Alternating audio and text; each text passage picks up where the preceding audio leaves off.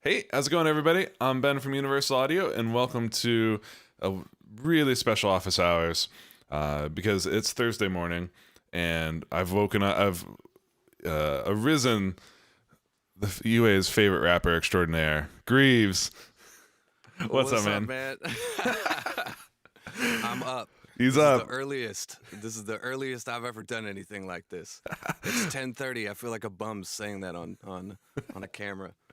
I mean, most hip hop does not happen this early in the morning. Not till the sun's down, man. Nah. But circumstances. The only time that felt right today was to go a little bit early. You got a big day today. I got a pretty big day, man. Yeah, I got a cat out the bag. I'm having a baby, so yeah, I'm Congratulations. I get to go. I get to go listen to my baby today, so that's pretty exciting. Oh man, that's super special. Yeah. Well, man, I appreciate you making time for us to talk about UA's baby, which is this bad Oh boy yeah. called Luna. Which is also the name of my dog, so you know. Which Big came love. first? Which one came first? I think your Oh, dog did. definitely my dog. Yeah.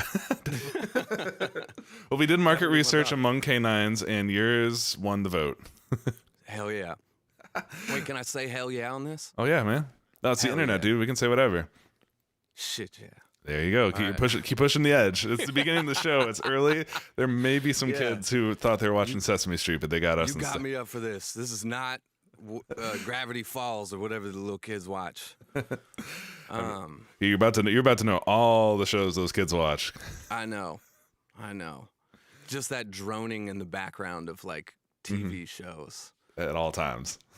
I'm gonna teach them how to play the piano. Hopefully, I just hear that. I'd rather Hey. hear that. Yeah, instead of- exactly. Well, nice, man. Well, so Greaves, last time we got to hang out, you were down here in Santa Cruz, Yeah, it was Oh. beautiful out. right? It was bright, sunny. It was Yeah. amazing. We were allowed to be in the same room with other humans. It was We all sat in a booth together and drank beers. It was a good time. I know. Yeah. Those days are long gone. Those Mm-hmm. days are temporarily suspended until we get over this curve. But, but man, this works. This works exactly. We got you all set up and hooked up with the Luna. So it thought it'd be a killer time to check in and see how you're getting along with Luna. And of course, naturally, you give someone like yourself a new piece of software, tons of sounds and samples and fun UA stuff. You didn't just like poke around in there. Nah, you straight dove in and made an entire track. Yeah, I didn't know what I was supposed to do. So I just figured I wanted to test it. I mean, especially like everything that's going on right now. I've been making more music than I ever have. And probably like I haven't been doing like a lot of like vocals lately. I don't know why. It's just kind of hasn't been in the wheelhouse these days, but I've been doing a lot of production. Been working on like a little lo-fi tape and stuff like that. Oh, cool. So kind of this process has been on my mind a lot, and streamlining that process and just kind of doing it every day has been making it better for me. Yeah. Opposed to just like, I don't know, I think I'm gonna make a beat today. Because in my whole career, like I've always worked with producers on my main records, and then I have a couple tracks on there that I produce, but it's never been something that I put that foot forward like completely. But with the time and after our tour got canceled, and there's just really, now is the time to make music. So Yeah. I've been doing a lot of that. And so when you guys sent this over, I was like, okay, well let's try to keep the same workflow that I was doing over in Ableton, and let's try to do the same thing. And I remember watching the first videos and when you guys demoed the Ravel piano, and I was like, wow, that sounds really good. And I have the Nord here, and that's something that I've always like treasured as far as like piano sounds, because it's like almost as close as you can get to like having an upright in the studio, which is just like not happening. I'm just not getting a piano up here. So I definitely wanted to try that out. I definitely wanted to try the Moog that you have, and then with every DAW, everything that any program, it's those stock sounds, right? So it's like someone's got a drum machine and they have like the 808 kit, or they're like, crazy in the trap kit or whatever it is, and they're all pretty bad. Yeah. They're like, normally they're pretty generic sounds that you wouldn't want to put on your track, because at least I feel like everybody goes, oh, he's out here just stock sounding it. So I was really interested when I heard that you guys had your stock sounds, because I was like, well, if they're making stock sounds, they kind of got to be, they're going to be good. You think they're going to be a step up, right? Yeah, they're going to be good. I mean, they have to. No pressure, guys. No. And I was talking with Ezra on the phone, and he's like, actually, man, you got it. Because, like, immediately I was like, hey, how do I just build my own drum kit? Which maybe you could teach me today. But, I was like, how do I just build my own drum kit? I already got the sounds that I want to use. And he's like, well, you should check out some of these kits. And I was like, whoa. Especially for, like, the track that we're going to do today. Like, it's just kind of like boom bappy. Those sounds never are brought the way that I want them as stock sounds, and you guys had some really great sounds. Yeah, dude, the guys on the Shape team, man. So the cool part is it's a big combo, right? So there's some like UA developed sounds, and then there's stuff from like Spitfire, Orange Tree Samples, Loops de la Creme. Like, so we worked with a bunch of different partners, and instead of just getting whoever, we went. It's all top of the barrel. Like, the Spitfire stuff is no joke. Like the Loops de la Creme, the Orange Tree Samples. Like, I don't know if you messed around with like the basses or guitars in there yet. I haven't gotten there yet. Ooh, dude, like really, it's it's still you're playing guitar and a keyboard, which is a little bit it's a little counterintuitive, but like the tones and the sounds and the like kind of detail, it feels closer to a real thing that I've ever heard on a sampled guitar before. Which is really hard to do. It's super hard to do. Really hard to do. Strings are really hard to translate. With VSTs and stuff like that. So that's really cool. Yeah. I'll have to look at that. Normally it just sounds like a weird digital 80s synth when you're doing the guitar, and you can really hear it, and you're like, I don't know. But hell yeah. Well, nice. Right. Well, man, we could sit here and just talk about sounds like for hours on end, but that's not as much fun as hearing some sounds. You want to share your screen, and let's play back the beat that you got already for people to hear. We can dissect it a little bit, but then there's been over the last couple of days or last couple of weeks, we've had lots of people asking us about like tracking vocals in Luna, and also yesterday we were getting lots of questions asking about gain staging stuff. So I know you sent me the session last night, and one of the first things I noticed is like, oh, cool. This is gonna be the perfect example to really coach you, and then by coaching you, showing everybody else how to set up the gain stage. So that way, what you're hearing in your headphones and what's going through all the processing is kind of in the sweet spot. Very good. Yeah, because that is one thing that I feel like I struggled with, and we talked about that a little earlier, but yeah, I can just share the screen and we could just dive right into it if you want. Let's do it. Okay. Screen shared. Here we go. Sweet. Are you seeing this? I'm seeing it. Yeah. All right. All right. So let's just play it from the top. Let's show people what you did, and then, like I said, let's break it down after that and see what we can dig up. Cool.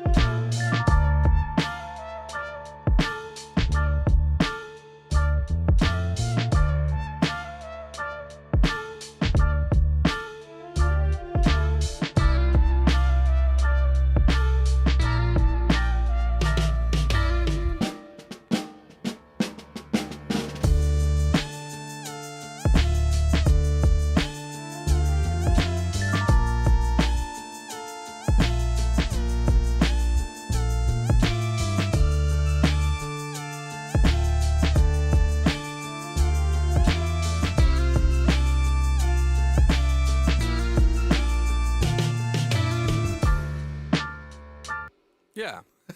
Just some like old school West Coast boom bap. Yeah.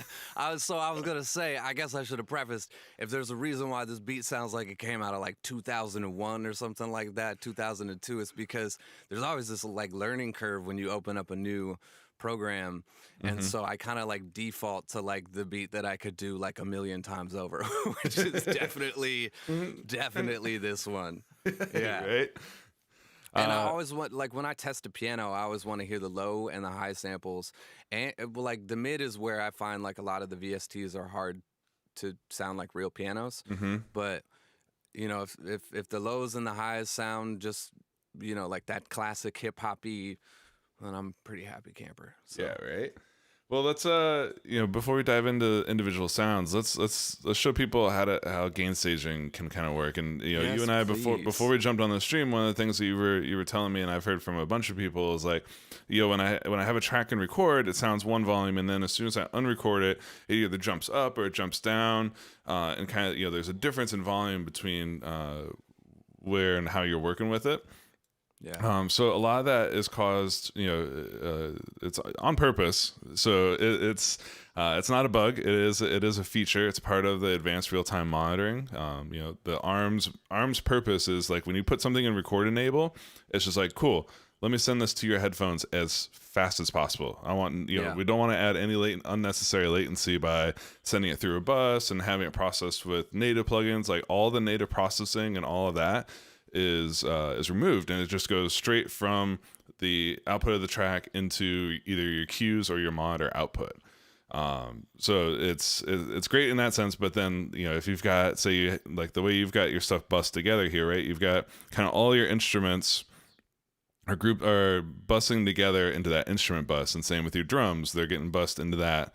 And the way you can kind of see this, guys, is you see on his output row.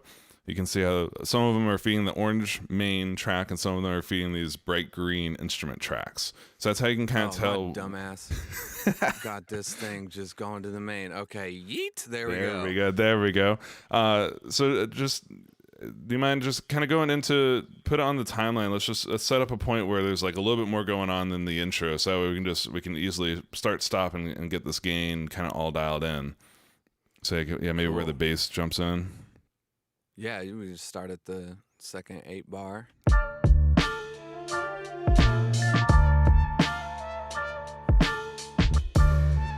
There we go. Killer. So, can you go ahead and hit pause? Dope. Can you hear me when that's rolling? Nah. Oh shit! But that's all good because there's a couple of different ways to kind of judge yourself in terms of gain staging inside these. Obviously, on the right hand side, you've got that that's your big master meter. That's your monitor outputs. So you have this in a very gentle area right now. You're you're not hitting any orange or definitely no reds, and not typically like you're playing it safe. Like this is all to say, like, this isn't a bad spot to be in, but for this type of music, it's supposed to have a little bit of push to it.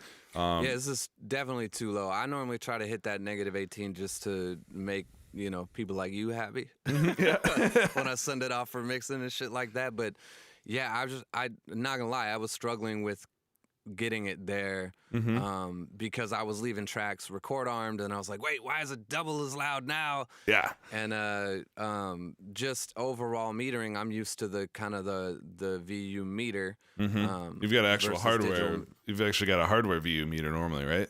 Yeah, and I really like that. I don't know, it's just like of habit. Well, lucky for you, man. There's VU meters built into Luna. So switch back over to that mix view. Okay, hold up. I know how to do this. Yep. Command equals. You got it. So having the very familiar key commands is nice, because I was worried. I was like, shit, now I gotta learn all these new key commands. But I've been knowing these key commands for 10 years. Exactly. So before we kind of jump in, scroll all the way up to the top, because you've got Neve summing built into all of your buses here. I do. So the great thing about Neve summing is that VU meter that's up on top of there, That's real. That's a true VU meter. So this really helps, and especially it's kind of perfectly calibrated for the sweet spot of the Neve summing. So just hit playback a little bit, and let's see where we're hitting that VU meter as opposed to the peak meter on the right hand side. Safety space. And I tell you, I was hitting that 0 at some point. I just don't know what happened. At one point in time, I was hitting. Yeah, it's all good, man. So the way that I typically do this stuff is like that's where I judge. So like I'm always looking. You want to be bouncing, especially for something like this. You want your kicks and snares and your bass to be like pushing you just over 0 and a little bit into that red every once in a while, because especially for this type of music, that's where it's going to hit that. It's going to saturate just the right way and give you the sound that you're expecting.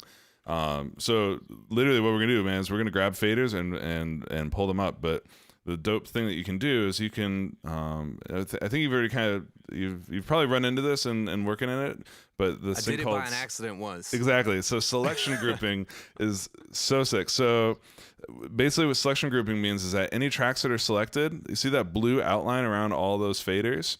That means that anything you do, move the pans, mute, solos, move the faders, all those moves are going to happen to all of those at the same time. Look at those little babies. Look at them go. Look at those happy little babies. Happy little faders.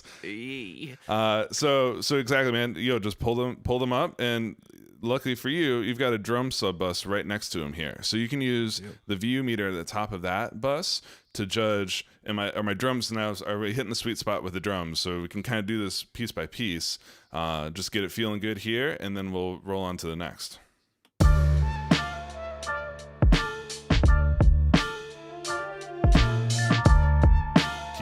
Keep it coming. Yeah.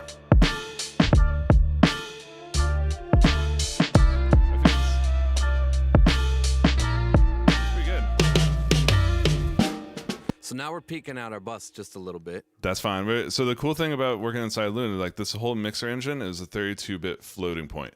So so you can clip, just don't want people to go wild with this. You can still clip on your input. So like if you're recording something in it and it's clipped out on the meter, it's clipped, it's gone, you messed up, try it again. But for mixing purposes, what we're doing right here, clipping that bus meter, it's hitting in the gain stage. And I'm sure y'all heard this too, like it was way more compressed. It started getting a little grittier. Why is that? Well, it's because you've got 2500, you got the Culture Vulture sitting there on that bus. So you've now just like increased your push. I've fed those more, yeah. Exactly. Dial those babies back. Exactly. So let's pop open the 2500 and just, because again, this is part of the fun of gain staging is you're always going to be balancing like your faders and then how they're hitting things. So yeah, I see. Look at that threshold. I've never seen the API. I literally have never touched below 0 on that. There we go.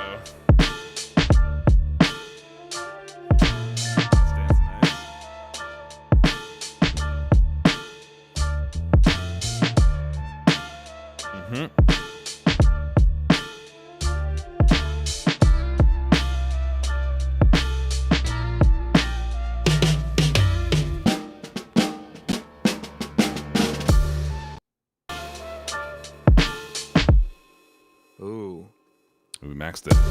So pro tip here for some of these plugins like that, like the Culture Vulture. God, that thing's a beast. It's a beast. But you notice how like when you flipped it on and off using like you and me, we're both used to using that power button at the top of the plugin, right? Yeah. Because now I'm hearing kind of like a ringing, like a. Yeah. Because in Luna, when you hit that, actually it'll release the DSP. It'll allow that processing to stop, so that way you can conserve DSP. So inside Culture Vulture, and actually inside of every UAD plugin, you notice how right in the middle there's a big power switch and a light. You can always just click on that, and that is what we call a soft bypass.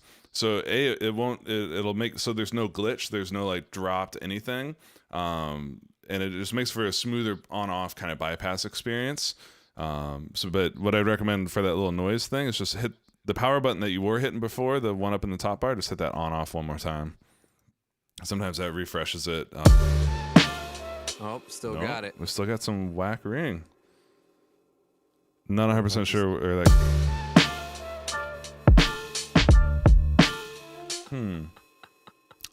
Is it just the ride track that's making it? Did we mess up one of the?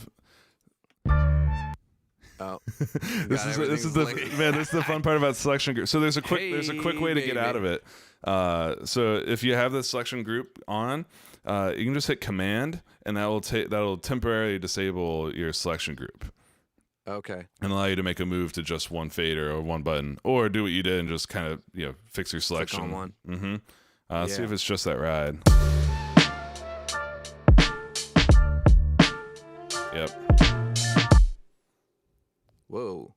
Ooh, you hit a shortcut. You stumbled on a cool shortcut. That's in the mixer window. You can copy paste stuff, and that was a little shortcut you just stumbled on there by accident. Interesting.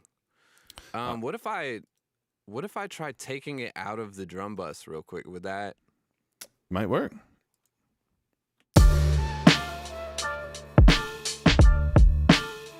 Nope, still there. Why did that hurt my ride so much? What happened? Pull up the instrument. Let's investigate. Let's troubleshoot this shit in real time here. So we got shape. Here we go. Jazz kit. Yeah, I mean it didn't do nothing crazy here. Try changing kits on it. So to pull it from the jazz kit into a different kit, and then we can put it right back into the jazz. Wait, where's the? So click on the name Jazz Kit, and it'll pull up the selection browser. God, why am I being so dumb right now? Where the hell does it say Jazz Kit? Oh, right in the face. So scroll down that list, and you can literally select any other kit, and then we're just going to jump straight back into the Jazz Kit. Mm-hmm. There we go. It's like turning it off and turning it back on. No.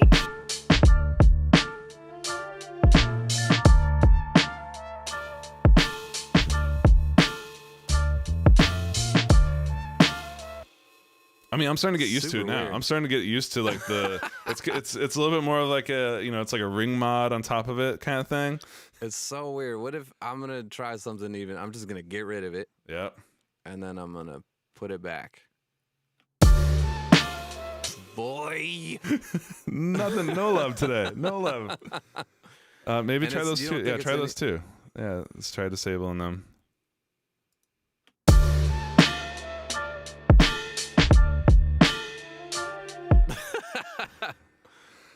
I mean, I'm willing to not have those on there for now. Yeah, just for the sake, we're in the middle of gain stage, and now we got hit with this whole bit crush thing. But I do want to see. You got it. Okay, all right. Is it you? What? It's the Legacy 76. Unbelievable. All right, well, gone with thee. Noted for the bug. All right, so now, damn. So now we're hitting. You can turn your culture vulture back on. Okay. We can't lose that vibe. No, I need it back. So can I do? Mm-hmm. Yeah. All right. Exactly what you think it is. Tell the people what it is. It's just command click. Yep. As known in a very other popular recording program. Mm-hmm. Exactly. So now, so dope. So we're like almost halfway there now. So we got our drums are now hitting in the VU meter. Hitting way nicer. Yeah. So, okay. We adjust the 2500. So again, there's another compressor later down the chain that we're hitting a little bit harder right now, but we'll get there once we got the instrument balance working with the drum balance. You want me to turn that off by any chance, or do you like to gain stage? I like to gain stage into it. I like to remind myself what too much compression sounds like from time to time, Yes. so that I avoid it at all costs. That's good. All right, I like that. Right. So let's do the same thing. So grab all your from ghetto whistle down to the bass. I think can all of them can come up. Yep. Basses. So I never put bass in my instrument bus. I rarely do my own mix downs, but if I do, like I try to have like a low end bus and like a high end bus and all these different things. So I've just like naturally I always leave the bass out because sometimes I want to compress it much differently than I'm going to in the instrument bus, and I just like having the ability to mute everything and just have my bass and my drums for when I'm trying to dial in that like hip hoppy sound.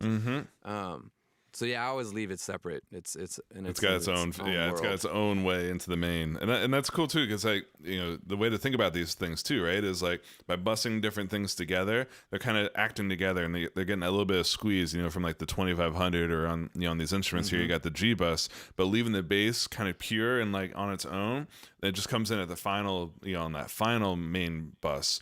And then it's all kind of working together and squeezing together. So yeah, that actually makes a lot of sense. And honestly, a lot of times I'll do either what you're doing or bring the bass in with the drums. So that way the kick and the bass are hitting things, you know, right alongside each other.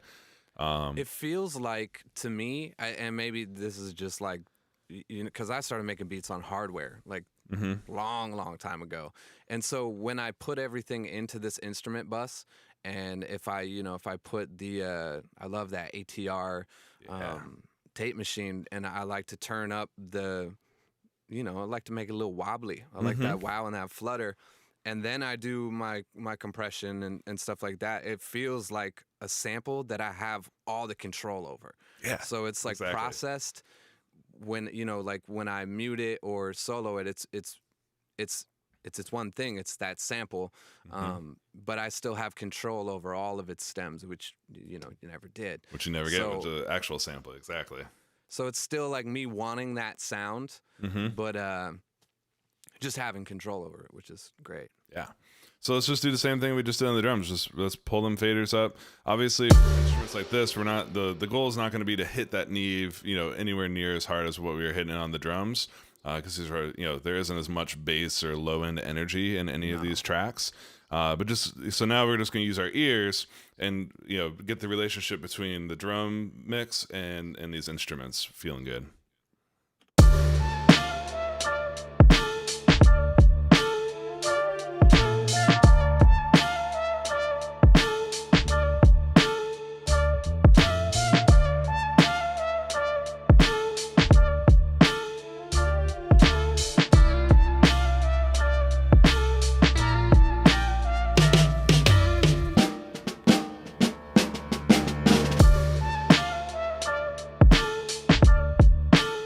I mean, to me, that feels good. We're definitely not slapping that Neve, but No. Well, so let's check out the, you know, again, part of the, whenever you're doing any sort of gain stage adjustment stuff like this, especially if you've already kind of baked a mix a little bit, so you always gotta check in all the different spots that could be hitting a little bit different now. So yeah, I see you got that trim cranked. yeah. Yep. So that'll probably buy me some. That's gonna buy you like 6 dB right there.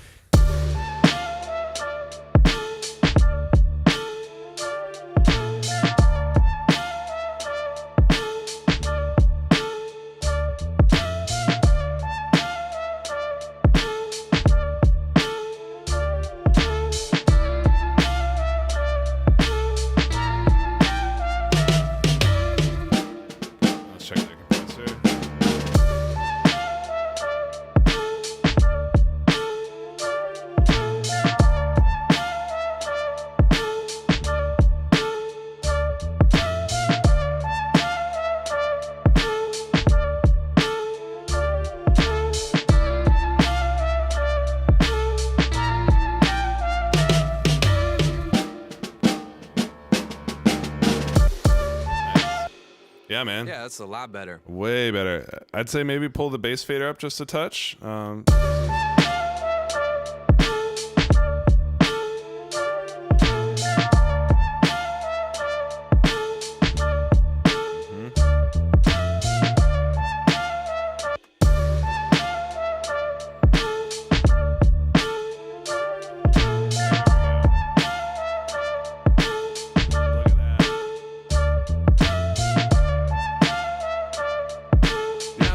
Totally not a foreign concept to me. It's just I don't know why I was having so much trouble.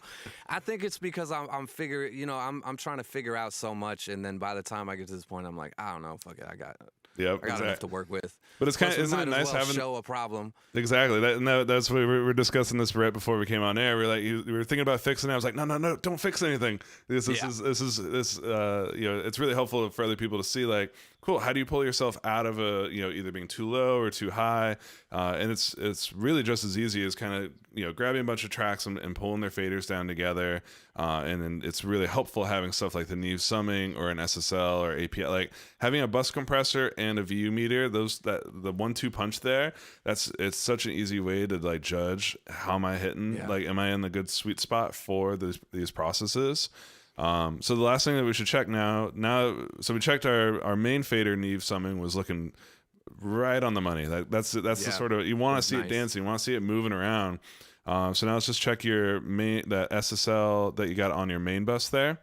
Let's make sure that we're not like just hurting. Yeah, pretty bad. Let's make sure we're not total compressor abuse.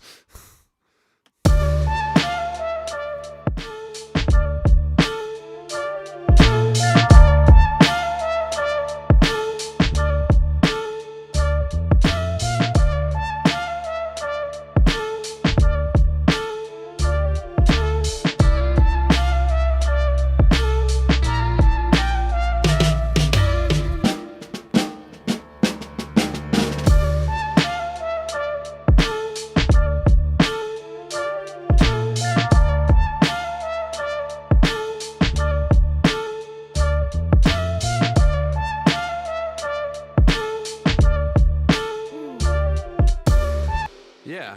I mean, it didn't sound that bad. You should see the love in the chat for you right now, bro. Like the people are just loving this beat, and then they also heard the difference as we've kind of gotten this moved up in the gain stage like this, and now that like it's feeling much better on my end too. I hope it is for you and your headphones. Yeah, definitely. It's I mean, it's such an achievable thing. It's like it's something that I do every day. I just don't. Yep.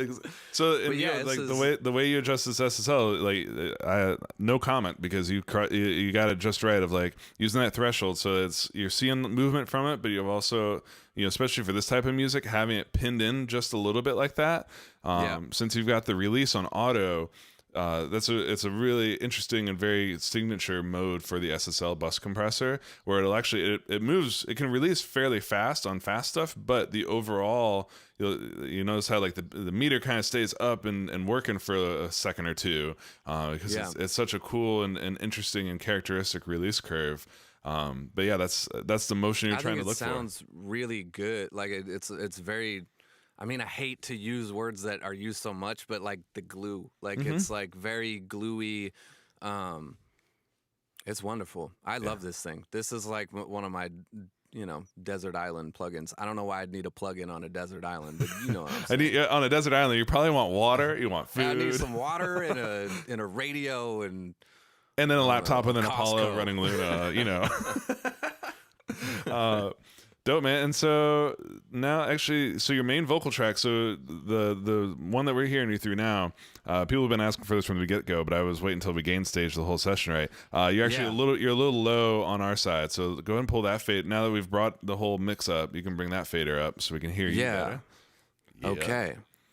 But you can't hear me when the beat is going unless I hit the monitor mode, right? Exactly. Then you can hear me now, yeah? Now we can hear you. Oh, damn, you can hear me now. Do we want to put a limiter on this at all, just so we're not peeking out on people, or because we're now hitting that top 0. So yeah, let's go ahead and throw a peak limiter on that main. I mean, I don't mind. It never hurts, especially because it's on. This is the cool part about working the way that Luna works is like you can do whatever you want. You can add any plugin you want onto that main fader. You can stack it up with a ton of latency inducing plugins, like peak limiters or ATRs, whatever it is. Luna is smart. This main vocal track, what you're about to overdub, even though we've got a fully mixed up session, we've got tons of you can have a mixture of UAD and non-UAD plugins. It doesn't matter. Yeah. It will still give you this vocal track that you're about to use here. It's still going to give that a no latency experience to your headphones and to the monitors, which is so cool. Yeah, exactly. Yeah. So I mean, I just always use the precision limiter. Do you wanna hit me the game on something else? Well, I mean, my personal favorite, in the Oxford limiter, yo. I'll show you. I'll show you the cheat code right now. This your baby boy right here. This is it. This has been on every mix I've done for like 12 years now. Wonderful. So I kind of just leave it. So this is I use this as a final gain stage sanity checker. So again, we were talking about how you can clip all the internal buses, but when you get to this final output, this is the only one that you should not be clipping. You don't want to clip your way into the Apollo, and you don't want to clip your way out of the Apollo. Yep. So by putting this last on that main fader chain, you're not going to clip. It's gonna let you go all the way to 0.0. Some meters will actually read that as clipping, and that's why when you do mastering, you actually deliver it like minus 0.2 or something like that. You leave a skosh of headroom there. But the dope part about this is then, say you totally messed up the other direction, and you were hitting everything way too hard, but you liked it. You can come in and you can just change the input gain on the left side. You can just goose that up or down so that you're coming in to the sweet spot that you like. But that's not the cheat. The real cheat is that enhance knob right by the output trim. This guy right here. I refer to it as audio crack because. Okay, wow, that's a bold statement. Because once you start hitting that, and like, between like 0 and 20 is a very reasonable range, but like every once in a while, especially on like EDM music or sometimes even on hip hop stuff, like going between like 20 to 50, and I've even seen dudes do it like to 100, and actually like it's the sound, man. Like that's that super like crazy enhanced. You just got to hear it for yourself. Let me stop talking. Okay. Let me. We're not going to mess with any of this. We don't need to set our output gain or trim at all. Leave it all as is. Just okay.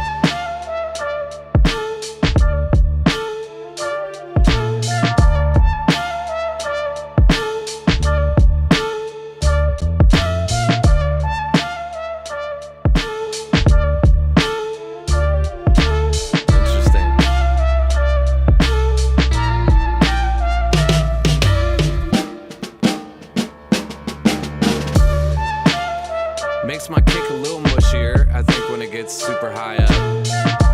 But I think also that could be fixed in the mix. Well, we won't worry about that right now. Damn. That's cool. All right. Told you, man, that shit's a cheat code right there. So that's literally, so a lot like my mix process. This plugin's always a part of that final chain for me. And what I do is I leave it at 0 for as long as I can, because like once you've added that in, you never want to pull it back down. Usually, exactly. That's how I feel about it. So like I'll leave it at 0 for the longest time. Like build up do everything I can to make the mix feel how I want it to feel, and then toss some sauce on it. Exactly, that's it. Yeah, it adds this little sugar and spice to the mix. Cool. It's very unique to this plugin. There's also an Oxford limiter or inflator, which has got a similar kind of control to it. But yeah, I talk about that. I love this one. I know you do. Talk about it. Where I haven't heard nothing about that. I don't know what you're talking about. So yeah, and that's a weird plugin too. Is that pretty much kind of like the enhanced curve? It's like it's close. I don't think I truly know what it does. I don't either. I cannot claim to know what exactly it's doing when you hit that. Even like in the inflator, same thing. Don't know exactly what it's doing. I just know it's got some sauce. I just know I like it. Interesting. So you just want to leave it like this, or do I need to do any threshold work? No, just straight up leave it. Yeah, because now we're no longer hitting the that full peak. So there's no danger of clipping or going over, which is exactly what we need it for. So its job here is done. Cool. Well, now, dude, we got like 15 or so minutes left. We timed it perfectly to finally chit chat a little bit about vocals. I know you've got a nice little head start. You've already kind of set up a really good looking chain there. You mind walking people through what you put on there? Yeah. So it's like it's a little bit of, and I don't know if people watched the last one that you and I did when I actually came to Santa Cruz and stuff like that. So this is kind of a mixture between the two things, because you changed me that day. I'm a new man now. New man. Yeah, and that is by the way of the Vox Box. Yeah, buddy. I'm a big fan of this Vox box. It's got everything that, because before I came there last time, you had me show you my vocal chain, which was pretty much this via multiple plugins. Yeah. And so now, you know, I have my drive and my saturation. I have my optical compression that I like a lot of. So I know a lot of you probably looking at my meter right now and you're like, God damn. And that, I don't know, maybe it is a little loud or a little much right now, but we're keeping it at this. Ah, that's the vibe, yeah. Yeah, that's the vibe for right now. Plus, it kind of it really dials in when it starts to saturate and it compresses, and then you get that, to me, which is a very modern kind of vocal, like hip hop sound. I think, like, or I mean, shit, you hear it in pop music. It's just that girth is very popular, and I've always loved that, because you know, in hip hop, we never really used like reverbs and stuff like that. Like, it was pretty dry vocals, so you want them, yeah. Plus, you know, everybody thinks they're bigger than that. I'll sound like a freaking radio broadcasting host. And then also here we kind of, you hit me to mainly this mid dip, which is kind of like a Pultec style thing, which for me is like, I have just so much mid. I don't know. I think it's my mama's fault. I don't know why I have so much. Are you worried that your baby's gonna have that same? I am. My baby's gonna slip right out and sound like Barry White. It's super confusing, like that Chocolate Rain dude. Chocolate Rain. Well, actually, do you mind just flip that EQ and bypass it, like while you're talking here? Just show people what, because you're doing very subtle moves here, but they make such a huge difference. Yeah. Check 1 2 2 2 2. Yeah, it's super subtle, but I hear it in the mix, and it's mainly this to me. I mean, I could crank it. Yeah. So you definitely hear that. Yep. And it takes away that grit, which some might like, but I like it just a touch, a little less than full. Yeah. Yeah, and I imagine it as like kind of like a slope, just kind of carving out that little area. Yeah. And then I'm just boosting up some of my high end. I tend to get really nasally in the 1-2K area, which I know is like, people use it as clarity a lot, but for me it's like it's very, that's my Urkel register. So we gotta stay out the Urkel. That's my Urkel frequencies, so we're staying out of that. Yeah. And then, you know, medium attack, fast release with the compressor. Sounds good with me. And also, I think it's kind of, you know, so what's dope is like, and this is so you've got this load up in the unison slot. So what's cool is like when you record, you're committing to this processing. So that it's always, and you're doing a good job, I think, of like, you know, getting the sound that you want right away, but without fully painting yourself into a corner that you can't get back out of. Yeah, without torching it. Yeah. Exactly. And then you can also, actually, I don't know if I've figured this out yet. I was going to try to, so could I just type in, let's call it G-Vox, right? And then can I save this as that? Just boom? Boom, bam? It's going to make you type it again. But yeah, so hit the save button now. Now type G-Vox. Oh, dang. G-Vox. All right. Save. There we go. That's it. All right. Hit up my OnlyFans account if you want my preset. You know what I'm saying? Don't do that, guys. You don't want to see what else he's got on there. No. Do it.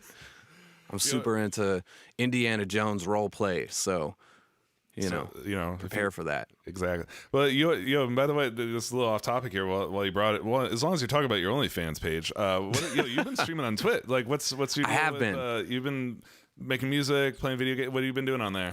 I haven't been doing video games because I'm pretty shitty at those. And like the people that are like really good at them and play them on Twitch, like I'm just gonna let them do that, you know. But so I've just been popping open sessions and just working, you know, just live studio sessions of me just making beats or flying in vocals on something. And the other day, actually, we got front page of Twitch, which was amazing. Sick. But what I did is I made a loop So I created just like, it was like a piano loop with some other kind of things. And so I treated it as a sample and I sent that out to everybody and I let them add their own additions. Oh, And, give me stems, give me drums, guitar, bass. And then I just compiled it live. Oh, And sick, it was dude. really cool. That's super cool. So yeah, we've been doing a bunch of that stuff and just trying to stay busy and trying to use different platforms to, I don't know. Just to be creative. keep doing stuff because that's the whole, Yeah. like, especially right now when we no one could be on the road, no one can be in the studio together. Like what the next best thing is to be in the studio kind of together, but all virtually. Yeah, this is cool though. I can't believe it's like working so well too. I know, right? It's wild. The future is now. I'm about to get on my hoverboard. Well, speaking of the, so on this vocal chain, so you've got the Oxide loaded up again, just part of the ARM, the ARM mode. It'll actually bypass that while you're recording, but then as soon as you're done recording, it'll start processing with the tape because that's a native process. Yeah, and that's something. Last time, once again, you hit me to this. This was something that I was using the BX saturator quite a bit. And you're like, well, if you just drive this thing, it's kind of, like a one button, because that BX saturator can get really confusing. And it's like, it's easy to overdo it. And then sometimes it can be hard to get the subtleties that you want. Especially if you're like super pro, then you know what you're doing. But like, if you're just trying to quickly dial in that sound and move on, this is a great way to just like have it. Yep. So this is wonderful. And it's also dope that it's free. Like that comes free inside of Luna, which is even cooler. And you can just bake shit with it, which is really cool. Yep. And so then so you're also monitoring through like an LA2A, a de-esser, and some Cambridge EQ. All these effects allow you to listen to those. And let's check out that LA2A. How much are you spanking it in there or what? I might be. Yeah, I am. Yeah. Well, not too bad. No, it's We're not good bad at all. But it's making like in the previous session where I was like yeeting around 10. But what's dope is like now with Luna, you couldn't do this in console before. Console, you had to pick. You were either recording the effects or you were monitoring the effects. One or the other. Those were your choices. Now, by doing this stuff here in Luna, you get actually to do both. You can commit to some of them, and then you can just monitor through other ones. So then you can go crazy with this with no penalty. You can always go back and adjust it later. Yeah, and then so here's my voice without it. Hi, it's just me. And then you put this back on, and it's you get that chest, that thickness. Up. Yeah, you know what I'm talking about. Yep. So I love that. That's great. Nice, dude. That's my big boy pants. And then you got precision de-esser, just. Yep, just a little bit of. Yep, just a little cutting away. Perfect. And I saw that Cambridge, you're just kind of notching out some stuff in there. Yeah, nothing too crazy because I have that dip on the way in with the Vox box, shelving out some of that low stuff that I just don't need, and then this is like really that kind of woofy mud that we just don't need. And I know a lot of people like to cut some stuff here, and I'll do that when it's like I leave that up to you. I'm gonna let you do that, because that when you're really dialing in the mix, I'll let you cut it away. But I don't want to take it away. I don't want to take it away and then give it to you with it gone. I'd rather have it there. But if I can give you a vocal that what I think sounds more or less what I would like to hear on the record, and then you just got to do a little bit of frequency stuff with it, then, it makes, I think, both of our jobs a lot easier. Absolutely. Unless I just completely torch it, which I haven't done yet, but... Well, I mean, so far we've talked about this vocal chain. We've been teasing people. I literally see them in the chat. They're screaming right now. They're like, "Yo, when is this? Does he actually rap?" They're wondering, like, no. I'm gonna say, no. What time is it? Yo, it's 11:30. I don't rap until at least 1. No way. What do you do before 1? I'll hang out, water my plants and shit. Well, I know you got an important appointment coming up here. So we're doing really good on time on my end too. Yeah? So cool. No rush. I still got a half an hour before I got to leave, so I can mess this up 27 times before. I'm gonna read it all. So I did this yesterday. I have it in my brain, but I feel like with all this going on, I'm just gonna. I don't know why I need to explain that to you. I'm just. You just do we're gonna you. do this. You yeah. do you. All right, so how you want to hit it? Should I just? Just bring it back to the top and just hit it. Oh wow! Say that slower. Bring it back to the top and yes. just hit it. Okay. Where are we at? Where's my little vocal boy? Cool. All right, and do you want to record it? Yeah, dude. Why? May as well, and just make sure since we've changed some game stage stuff around, you just don't forget you may need to bump up your Q a little bit. I feel good in my headphones. Let's yeah.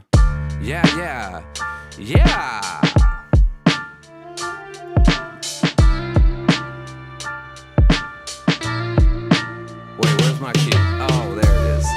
Yeet. I mean, it's so loud. We're gonna be fine. We're gonna be fine.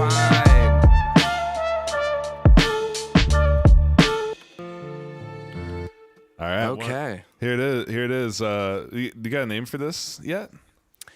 No. I did all this yesterday. Name of the song. I did this shit yesterday. Yeah, I did this shit yesterday. Take one. Here we fucking go.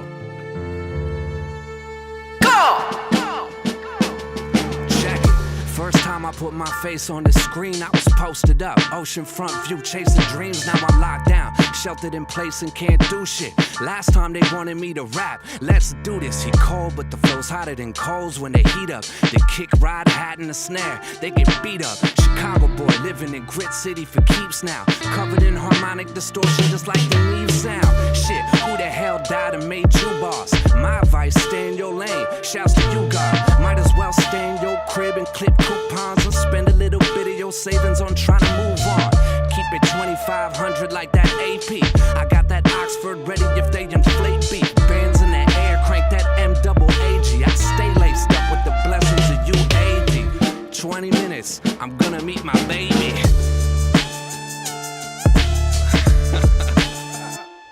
Whatever. Yeah. I mean, it works.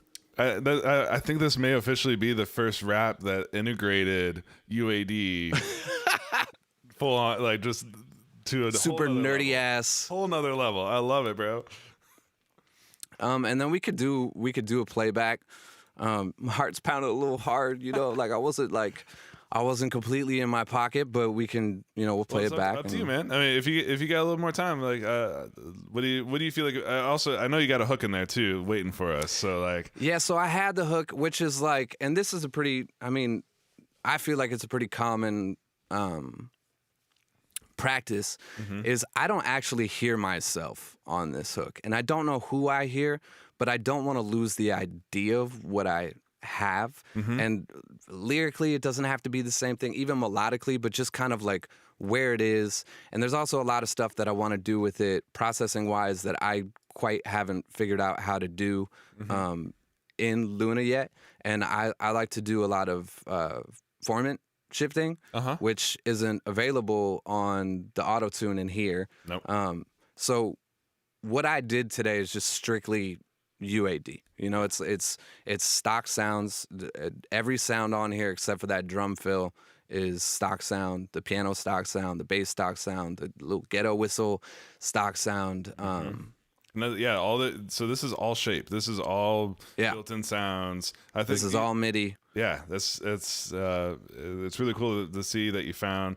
I think people that actually might really enjoy seeing is like, just let's pull up, show them what kits you were kind of finding sounds at. Give people a kind of a place to start from here. Yeah, let's. So this rap kit, shocker, as so blatantly labeled. Clearly labeled. Use this. Yep, you nailed it.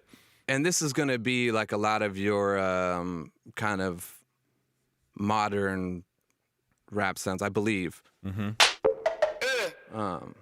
do I need to do? Oh, we're hearing it on ours, but because you got the cues, it's going to bypass. Well, maybe can I toss it to the cue? Absolutely. Just option click that knob. I feel like that would help me. There we go. There you go. Yeah, so that's like, it's a lot like deeper sounds. It's got your kind of drum machiney, trappy, modern, poppy rap sounds, which is, of course, where I found my kick. Yep. And it has some melodic stuff in there too. And it's just like all of these kits are really good sounding, which is really cool. Right. So it's a pleasant surprise, isn't it? Yeah, it's really nice. So if I open up the next one, it's probably a different kit. Yeah, this is your the vinyl hip hop kit, which it's more of those sounds that I'm used to hearing or looking for. We'll go ahead and throw that into the queue a little bit.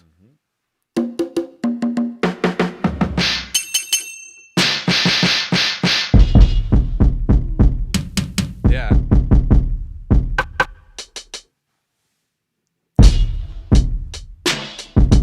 It's got good hi-hats too, which is something that is sometimes really hard to find. I like the real like metallic-y, like shitty hi-hat sound that I don't know. I have a shitty hi-hat right here in the corner, and normally that's where I get my hi-hats from. But I like it because there's a lot of, I don't know, there's just really good sounds. And it was really easy for me to dial in this like kind of classic sound for me, which normally is like you get like halfway there with stock sounds. But this was really good. And I didn't have to really do anything. I think I EQ'd the kick, and I think I used a transient designer somewhere in here to take away some of the vinyl-ness of this. Well, that's about it. Isn't it sick though now that like you can pull up an instrument like this, throw UAD plugins on it, and still like that no latency feel. Yeah. So it becomes, from like a sound designer point of view, like there's actually some cool stuff inside of Shape that you can sound design with, but then you got to think outside of there too. So you can just come straight down into the inserts here and start shaping the tracks exactly how you want them. Yeah, and actually it looks like I love this mag EQ on the hi-hats. It's just like, what'd you do to kind of add some top to it with that, or? Yeah. There we go. Yeah, it just adds, I don't know, it's just cool. Like there's some lovely brightness that, especially with this ugly SOB over here that I got in the corner, it's a real bad sounding hi-hat, and then you throw this on it and it sounds like you just pulled it off of a record. It's great. I love it. Well, it's cool. You're doing some cool counterintuitive stuff here of like you're kind of pulling down that mid and actually pulling down that high shelf. Well, there's so much, like there were.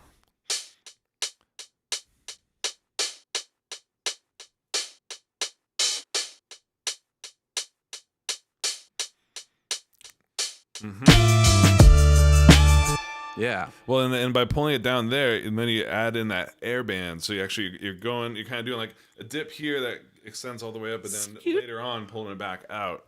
Yeah. Tricky.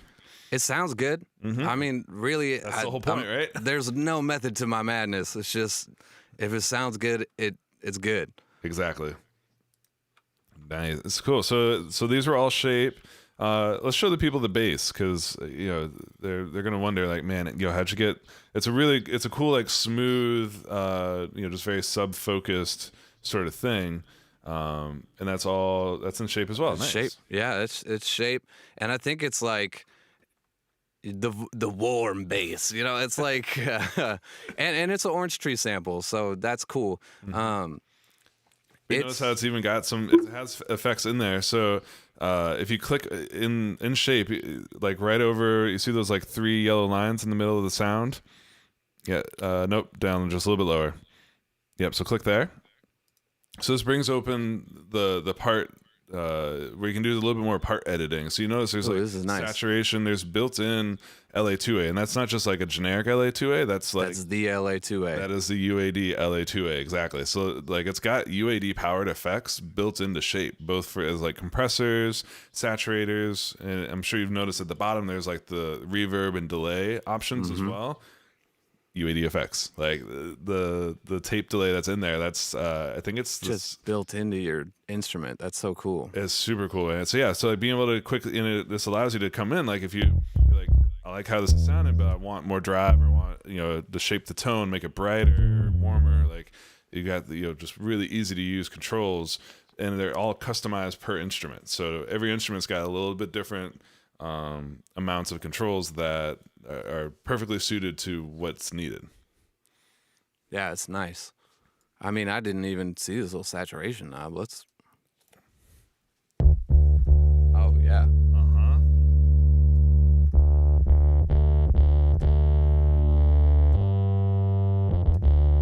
Cool. That just gave it a whole different vibe, didn't it? Yeah. Yeah, and this is like I don't really know what I was looking for bass wise, and I was thinking about maybe just playing a bass line, like grabbing the bass out and doing it. But this really fit it for me. And if it was something that I wanted to replace down the line, like bring in some different musicians and do some stuff, I could always replace it. But it's really holding down that spot for me, so I'm not super tripping on it.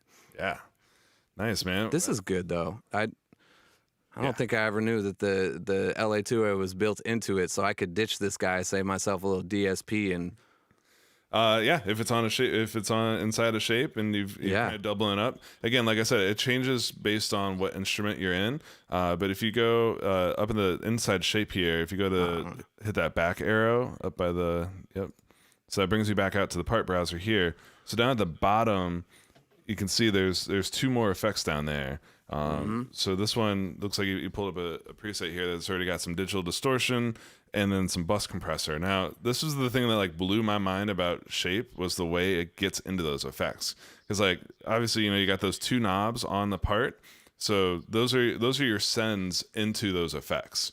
And this is like the brilliant, like I can't believe that no one, I hadn't really seen this happen on any other sampler or any other instrument before, is that knob, FX1 and FX2, as you're raising those, it's kind of like a wet dry. It's a bit of a send receive. So it's sending the signal into those, and it's just additive. But then at a certain point, it actually starts becoming a fully wet process. So like if you crank those all the way to the right, you're 100% into those effects, and you're no longer hearing dry signal. So that allows you to, basically the way you've got it set up now is like FX2, that's a parallel compressor on your bass inside of Shape. And you're just sending a certain amount of it into that compressor and getting to add, that sauce that it's adding. And if you wanted to go even further, you could just kind of tweak that knob till you get the sound you like, or go all the way, and then you're fully into that bus compressor, which is it's super intuitive, and like it's the thing that you would expect and want it to do. And it's, if you're doing like delays or reverbs, you can add a touch, you can add a little bit, but if you want to go full wet, go for it. Just crank it all the way in. And it's such a powerful mode. And you can always change. I mean, when you get your stock sound, and you're pulling it up, I think, they're going to have what they think sounds good on the sound. But I think it's really cool to always just kind of go against that grain and get in there and find something different for yourself. Exactly. Yeah. Yeah, so good harmonic stuff, delays, reverbs, distortion. It's surprising the amount of stuff that's in there. It's like every time I open up Shape, man, I find something new in there that I hadn't found or heard before. Yeah, that's cool. I would love to do one. I mean, we probably don't have the time for it now, so maybe someday, or maybe just on the side, you hit me up. I'd love to learn how to build like full-scale drum kits in here out of samples that I've collected over my life. And then is it possible to like save them in Shape? So the way that Shape works right now is it only works with the built-in library. So part of the reason why it's able to have these intuitive controls is a lot of scripting and a lot of stuff happening in the background to make it this seamless experience. So the downside of that is like it's not like Contact or other samplers where you can start building your own patches in it for now. So let me show you. Hint. The cool stuff like that. So are there options for like if I want to use my own drum sounds to do kind of like a drag and drop drum kit? Is that possible right now, or no, that is not possible right now? So but the way it becomes possible is up in the top right hand part of your screen. You see that thing that says feedback. Hit that. Type it out. So we've been getting thousands and thousands of pieces of feedback from everyone all the Luna users out there. And this is the best way for us to learn and know, like, what do you guys need? What do you want Luna to do next? Is by hearing about it from this feedback mechanism. And it's like, this is the first time I've ever seen an application just in general have like a feedback thing up and ready for you at all times. That way you can, you guys can request what you want, and we're the developers that go straight into their feed. So they're prioritizing, cataloging, and using this to help determine what they're going to do next. For Luna, for Shape, for any parts of this. So I know we on these office hours, like, you know, we try to drop it almost every single episode of like, yo, hit the feedback button, because this is the way that we learn what you guys want Luna to do next. Cool. I'm gonna do this later, but this is what I would say, just to avoid giving all you guys my personal information. You can hit. You can do it anonymously. You don't have to. You don't have to put your name or email on it if you don't want. Yeah, good, exactly. Aw. Got you, dog. Aw, thanks, homie. They'll never know it was me. They won't have seen this at all. Nah, they should be too busy building that drum machine to be watching this shit. Yeah. But so for now, like, you know, to do what you want to do, you know, speak specifically, like, I want to pull up my own drum kit. Are you familiar, like, do you use like battery or, you know, some of the Native Instruments stuff like that? Yeah, I used battery for a long time. I'm using the UAD computer here, so I'm flying solely on UAD stuff. So I'm not using any of my. You got no extra instruments on there yet. Absolutely not. No.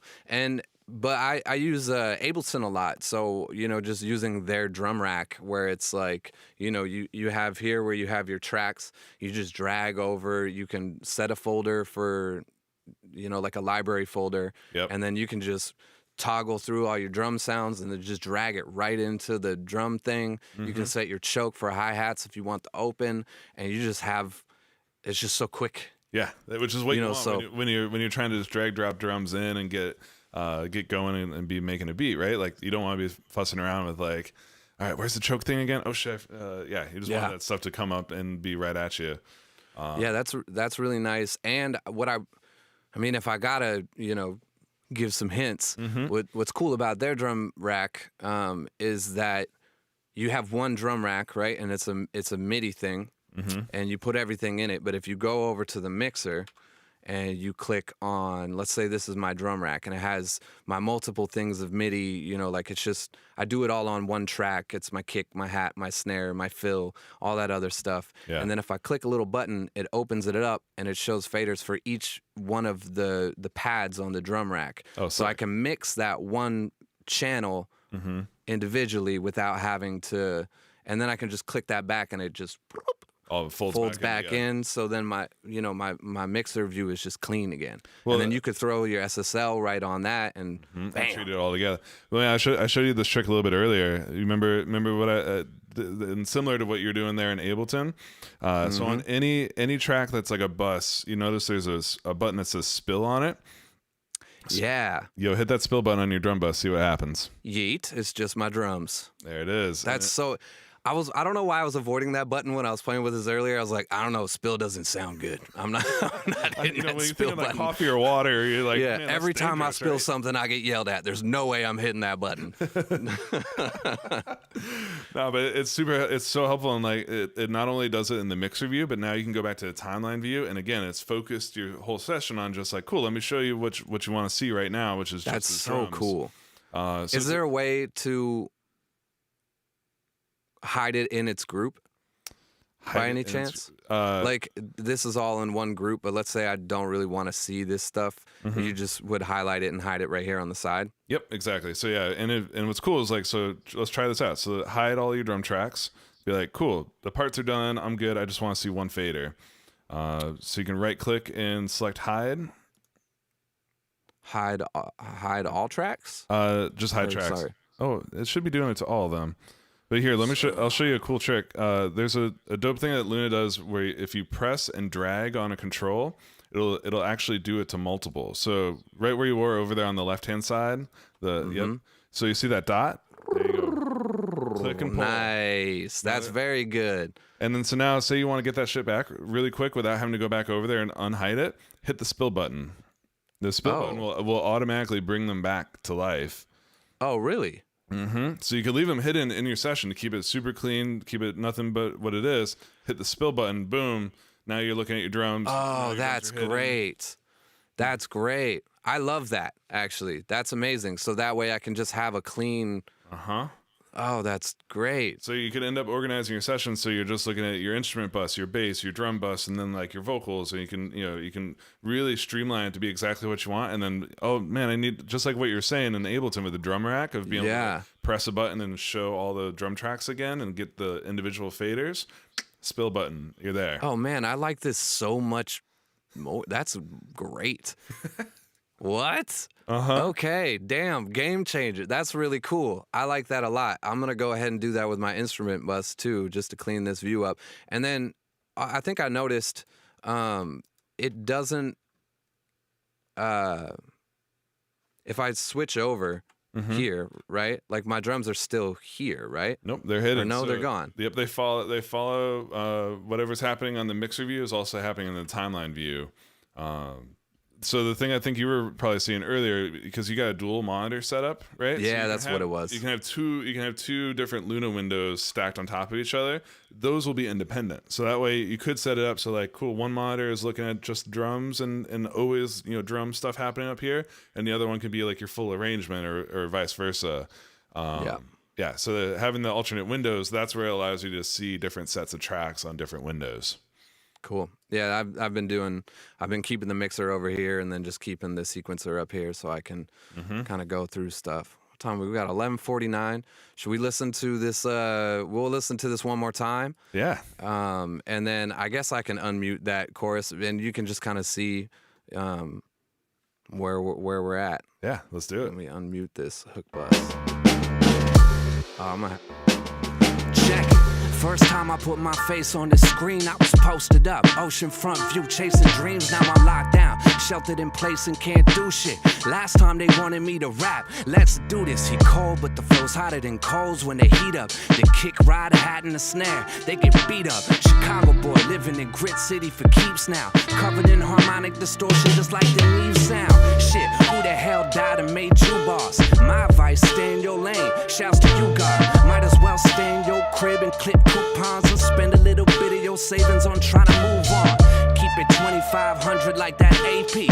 I got that Oxford ready if they inflate beat. Bands in the air, crank that MAAG. I stay laced up with the blessings of UAB. 20 minutes, I'm gonna meet my baby. This much colder on the top floor. Things get complicated. They keep pounding on the locked door. This shit won't make you famous. It's all louder on the ground floor. But don't get me mistaken. I came straight from the basement. Don't make this complicated. Yeah, we'll have like a dope singer or something come in and like give it that kind of pop hook thing, which would be a nice contrast between like this very like rappy rap and then just like have this very nice just beautiful sung chorus melodic-y. Yeah, it would be cool. Yeah, I would definitely re-record that verse.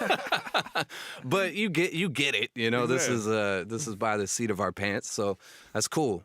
That's super cool. Well, man, Ben, thanks so much for hanging out with us this morning, man. This is super fun to like see what you're making inside of Luna, see how you're working with it, seeing how you're kind of taking the workflow that you're used to, bringing it into Luna, finding sounds, finding inspiration, and then also it was super cool to like I said, a lot of people have been asking us to show how do you track vocals, how do you do stuff like what you're doing. So this is the perfect way to demonstrate like build a beat, do whatever you want. Plugins, go nuts, get your gain stage feeling good, make it sound good in your headphones, and then make a vocal track.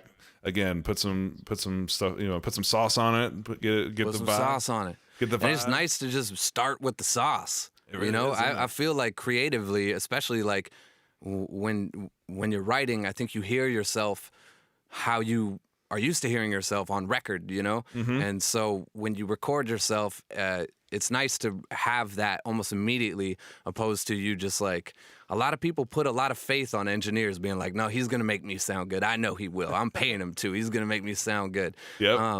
I feel like it, especially where we're at now, with technology and everything, it's so easy for you to just set that bar for yourself and dial in the sound and the tone that you want. Yeah.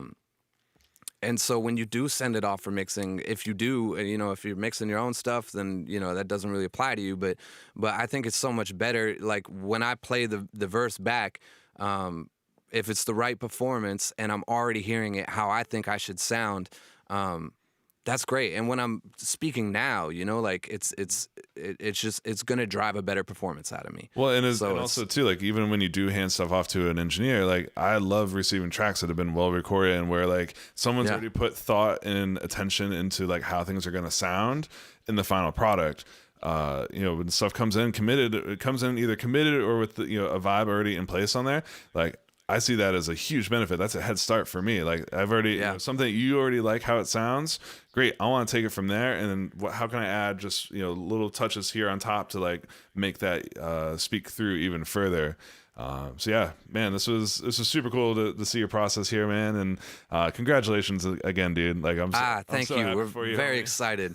It's a dark and gloomy time. It's a weird time to be like happy and excited and creative, but man, you're making the best out of it, which everyone really loves seeing. Thank you, man. And once again, thank you for having me. I love you guys. You guys are an amazing company. You guys make amazing stuff, and I've been a patron since day one. I got my 610 down here collecting dust because I don't ever turn it on anymore because of the Apollo, and it just makes my room super hot. But like I've been on the UAD stuff forever, and it's just so good to tap in with you guys. And I hope that people learn something today. And I mean, we're all stuck at home. And the one thing that I've been trying to push the most is like, if we do have the time, now would be like a wonderful time to learn something that you always said that you didn't have the time for. Like maybe start doing some piano lessons online or teach yourself how to make, something. Like if you want to get into carpentry or something, like time to dust off the tools and get into it. And companies like you guys that are just making it so easy for people to sit down, join in on a session like this, and kind of take the pressure away. I feel like there's a lot of pressure in the audio engineering world because there's so many conflicting opinions on how one thing needs to be done, and it's just so nice to see things happen in the million ways that they can. So exactly, it's cool to set that organically. So if people are looking, if they want to hear more of your music or learn more about you, man, how can they find you? Just Grieves, pretty much across the board. You could just go ahead and Google me, player. Just type a young player's name into Mr. Google and find me out there. My dad calls Google Mr. Google. I don't know why. He goes, "Hey, we asked Mr. Google." My dad's this old Jewish guy from the Bronx, so he's like, "Ask Mr. Google." It's pretty funny. So go ahead and ask Mr. Google my name, which is Grieves. But Instagram, Grieves.